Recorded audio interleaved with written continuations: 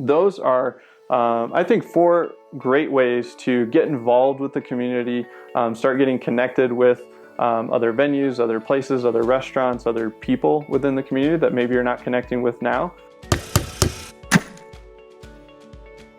Hey, I'm Spencer Powell, and welcome back to Builder Funnel TV, where remodelers and custom builders tune in for business growth strategies. All right, guys, today we are going to talk about some community outreach and some tips and some strategies that you can use to get more embedded and connected with your community, and also use these as a very strategic marketing tool among the other things that you're probably already doing. So we're going to talk about 4 things that you can use in your marketing arsenal, especially as we think about heading into next year. All right, so let's talk about the first one. And this one is a little bit more content driven, but it's a nice way to marry content and SEO with local outreach. And so that is more of your lifestyle content, blogging or content creation. So a good example of this would be, we have several clients that target high-end areas, high-end clients, high-end homes to either remodel or their clientele want to build. And so a good example of how we could get connected with kind of some adjacent topics would be talking about country clubs or golf courses in the area. So one strategy we've used in a few different areas is maybe saying, hey, let's write a blog post on the top 7 golf courses in XYZ location. And now you're writing a post about something where you're thinking, this has nothing to do with remodeling, but what we're trying to do is actually connect with the audience. And typically, if you have a high-end audience, they have stronger incomes. A lot of times their hobbies are hobbies that are, maybe more high-end. Golf is one of those, especially if you think about, maybe not even just golf courses, but country clubs. So people that have memberships to country clubs typically have higher disposable income, higher incomes. They're going to be doing the types of projects that you want to work on. So you might have another post where you write about the top country clubs in the area. So what this does is it starts to attract your client audience, your target audience, to the website, but it also opens the door to connect with these adjacent, companies that probably have your same audience, but they do something totally different.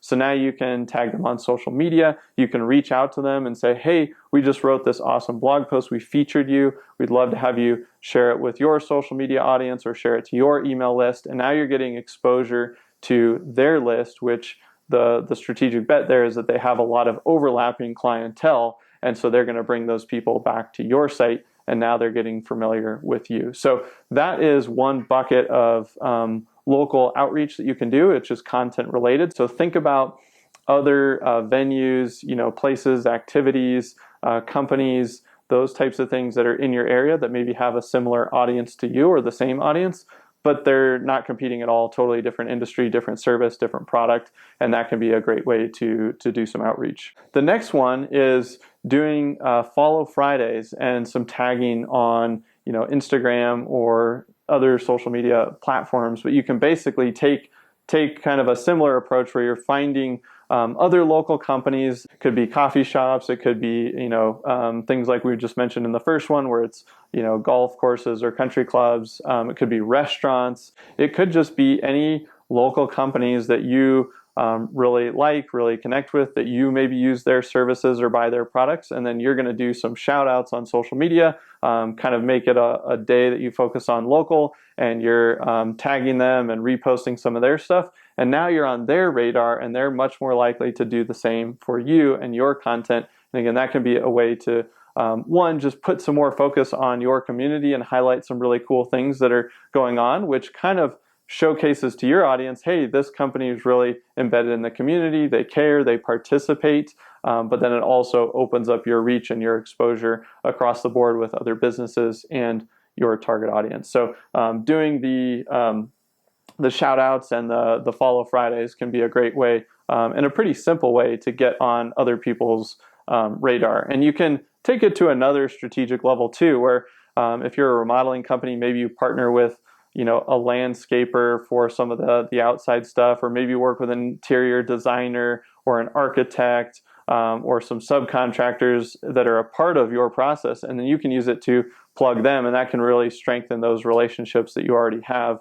And again, they might start sharing that and then exposing more of their audience to you, and that can lead to more work. So those are the first couple of great kind of outreach strategies that you can use that are primarily digital at this point. So now let's talk about another one, which is fundraisers and sponsorships.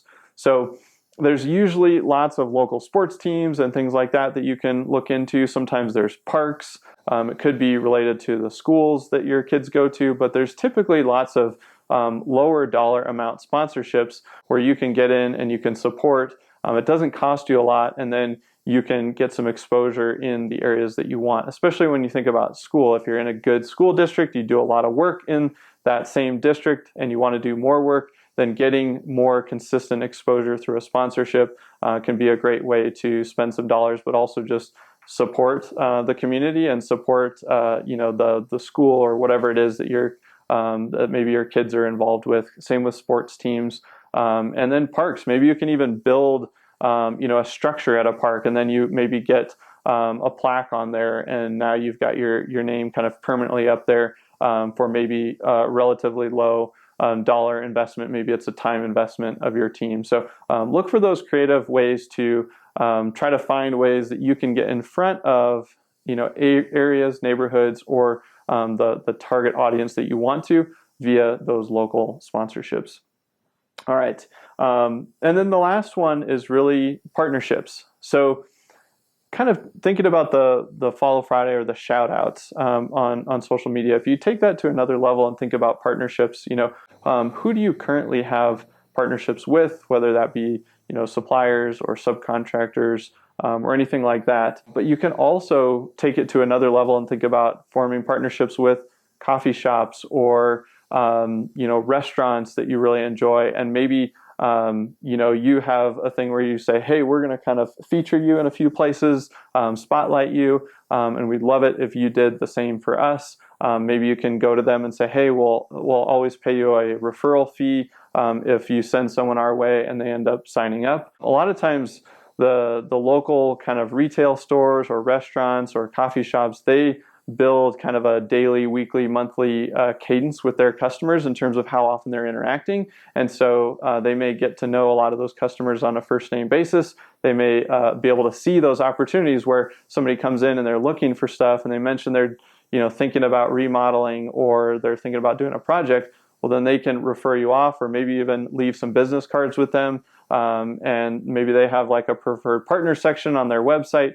There's lots and lots of different opportunities. But again, I think it comes down to just getting creative around, hey, who else am I wanting to support within the community, and kind of extending that olive branch first. And then you'll see some reciprocation on the back end in many, many cases where they're going to say, hey, this is really cool. They're telling people about our restaurant, or they're tagging us on social, and then you form a relationship with the owner, and then now stuff starts flowing back to you. So I would look at those as maybe you start with some shout outs, but really looking for those long-term partnerships that you can form, because a lot of those things will pay dividends time after time after time again into the future, versus maybe a one-time marketing event or something like that. So those are I think 4 great ways to get involved with the community, start getting connected with other venues, other places, other restaurants, other people within the community that maybe you're not connecting with now. And a lot of these are actually pretty simple to do and low cost as well. They do take a time commitment.